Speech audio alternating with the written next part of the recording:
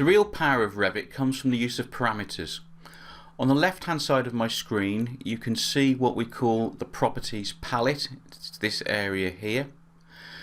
The properties palette is used to display the parameters and their associated properties of all the elements that you create in Revit. So for example, you can see I've got a very simple project here with 4 walls, and those walls are hosting a number of doors and windows. If I select a section of wall, you'll see that the properties palette has now changed to tell me all I need to know about that wall. So we look at the top, we can see what wall type it is. We can change that from here, show you how to do that later on in the course, and lots of other important information about this particular section of wall. The location line, it was actually created along a center line. Base constraint, so what level does the wall start at, and I will be going into levels in a lot of detail very soon in the course. How high the wall is it constrained by a level at the top? No, it's not in this instance, it's unconnected, but it does have an absolute finite height of 8 meters. Likewise, I can select a door and you'll notice that the properties palette changes to show me all the parameters and values I need to work with that particular door. So this really is where the power of Revit lies, in this parametric operation, i.e. all the elements that you put into your model you can control easily by selecting them and looking down at the list of parameters and their values, and you can go and modify these, and those changes will instantly reflect back in the model.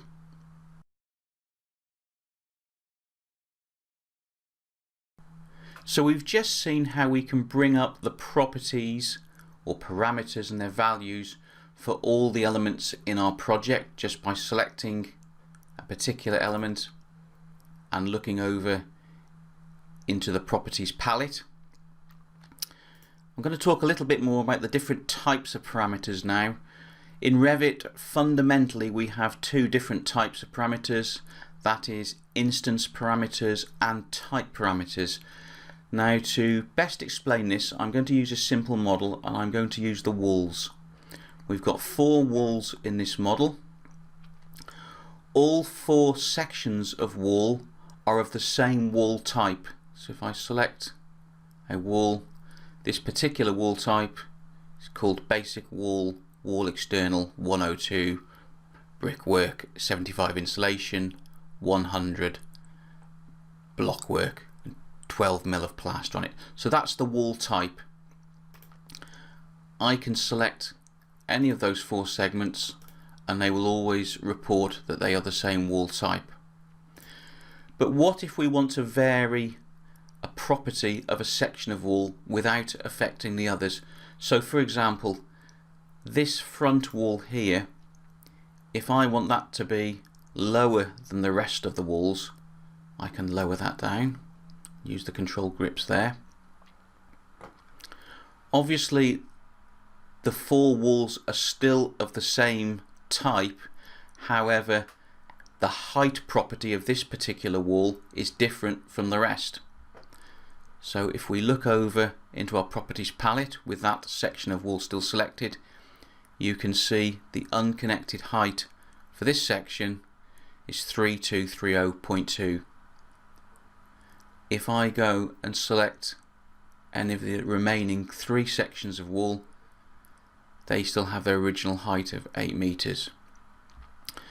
So all the properties or the parameters and their values contained here at the top level of the properties palette are what we call instance parameters. They only affect the particular instance of an element that you are or that you have selected. So for example, let's select that back wall, let's click in there and change that to 7 meters, and we can see that back wall drops down accordingly. However, as we've seen, all 4 walls are still of the same type. They have the same thickness, the same appearance. If we want to change a property or parameter of the wall type, that's when we need to go in and edit type, and it's this button up near the top on the right hand side of the properties palette.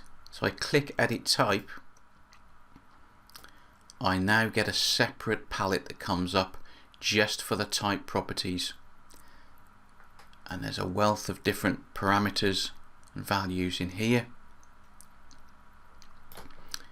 Now the absolutely crucial thing to note in this tutorial is that if you change anything in here in the type properties box, it's going to affect all elements of that particular type in your model, be it walls, doors, windows or any other sort of object. And I can demonstrate that now. If I click on edit structure, this actually shows us the makeup of this particular wall type, and I will be covering walls in detail later on in the course, so don't worry too much at this stage what all this means and how it works. But I just want to demonstrate that if I make a change in here, let's say I change the core structure to 500 mil thick instead of 100, OK that, you can see instantly all 4 walls have changed their thickness. So I've changed a type parameter rather than an instance parameter. So just to reiterate again, everything you see here at the top level of the properties palette, all these parameters and their values, only affect the element or elements that you have selected at that particular time. If you need to change a property of the type, i.e. if it's a wall, it's its thickness or its appearance, you need to go into edit type, and then you can change the parameters at this level, but just be aware that doing so will change all the instances of that particular element in the whole of your project.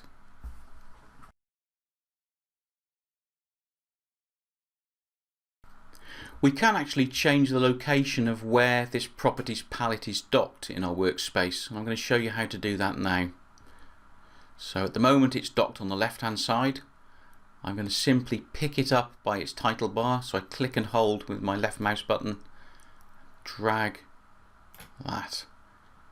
So now the properties palette is just floating, i.e. it's not docked at the moment. I can resize it and move it about. To be honest, I don't find it particularly useful to have these palettes in a floating position, because they just, as you can see there, get in the way of what you're trying to do. You're much better having them docked in a set position. So to dock it back where it was to the left, pick it by the title bar, move your cursor over. Now you need to move your cursor right over to the left hand side of the screen, and you can see once I get there, there's a shadow boundary showing me where it's going to be docked. Let go and it puts it back. Let's just float it again in the middle. We can dock it at the top of the screen. Again, you can see if I move my cursor to the top of the workspace, I'm offered a shadow boundary there to be docked at the top. Not particularly useful unless you've got a huge monitor. Pick it up again down to the bottom. Cursor, notice at the bottom of the screen, just putting your cursor down somewhere near the bottom isn't going to dock it correctly. Get your cursor right down until that boundary comes up, and there it is.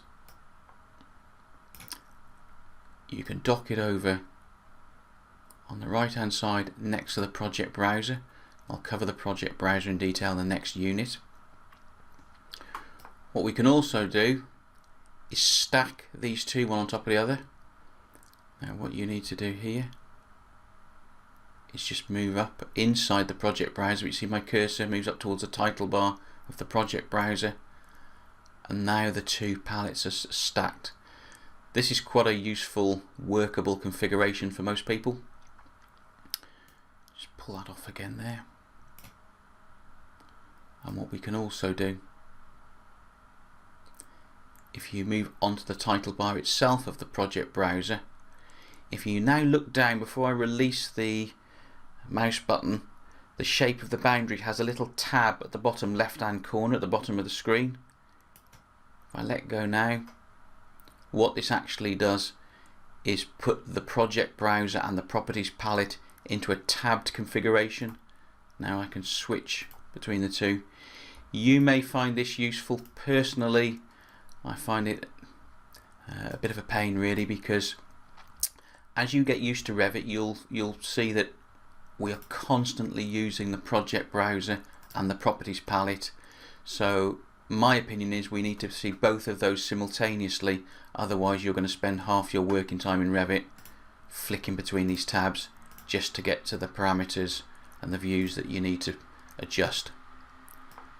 But I just thought I'd show you the different possibilities of where you can place these. So got them both now docked on this side, both in the tabbed configuration.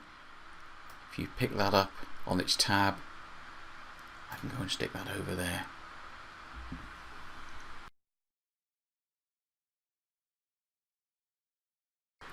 At some point I can guarantee you're going to lose sight of this properties palette.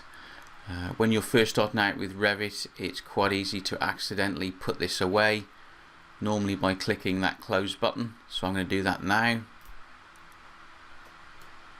And at this point, say beginners sometimes panic and wonder where the properties palette's gone, and more importantly, how do they get it back. I'm going to show you the different methods you have to reinstate that properties palette now. By far the easiest and most simplest is just the keyboard shortcut PP. So if I press PP now on my keyboard, it brings it back. Hit PP again and it puts it away. That's the easiest method. What I can also do is right click anywhere in an open window, and at the bottom of that little floating menu got properties, click it and it comes back. You see sort of tick against it when it's active. Just put that away again for now. And finally, if you go to the view menu and you look at the end user interface, if we look down there, halfway down, we've got an entry for properties. Again, I can tick the box and it brings the properties palette back.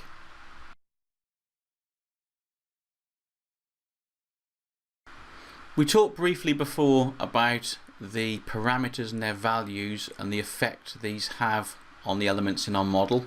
Just going to show you quite simply how to make changes to these values. So let's select a section of wall here. The properties palette changes and shows us the parameters and their values for this section of wall. Remember the instance parameters here at the top level. Some of these are grayed out, so they're read only. You can't change the value here. They are what they are. So for example, the length of the wall, the area of the wall. But if we want to change the unconnected height, for example, let's change that to 4 meters. Put my value in there. Now if I hit apply, that change will take effect immediately. If I changed 4.5 meters, if I'm happy with that change and I don't anticipate making any more changes to this particular element, I can simply move my cursor off the properties palette, and if I do it slowly, and you notice as soon as it goes out of the properties palette, that change takes effect.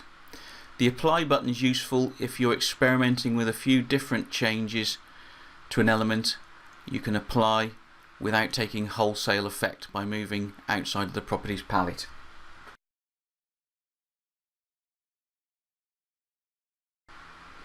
As you can see, the workspace in Revit starts to get quite cluttered. We've got the properties palette over here to the left, I've got my project browser to the right, and I've got a single open window at the moment. As we'll see later on in the course, we can tile a number of windows, so I could have a 3D view open here, a plan view next to it, a section and some details for example, but those windows would obviously get a little bit smaller. Now I must point out, for the purpose of this training course, I have my resolution of my main monitor set quite low, 1280 by 720, so that you can see clearly what I'm doing and what I'm pointing to. I would normally have my monitor set to a much higher resolution, so I'd have more workspace, but even so there's a lot going on all inside the application window. If you have a second monitor that you can connect to your computer system, you can make much better use of Revit by taking the properties palette and the project browser and docking those on the second monitor.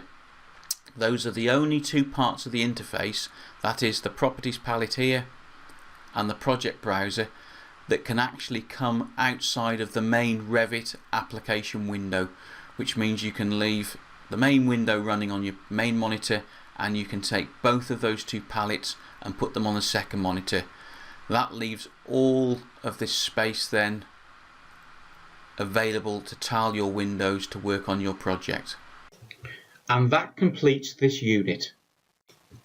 To get the most out of this training material, please take the complete course online at bimscape.com. Here you will find a complete learning management system that allows you to work through the course at your own pace. Comprehensive written tutorials provide additional information to that found in the training videos. Mark each unit as complete as you finish it and move on to the next. At any point you can return to any of the units you have previously completed to go over the material again. If you'd like to take this course online, please visit www.bimscape.com/Revit for details.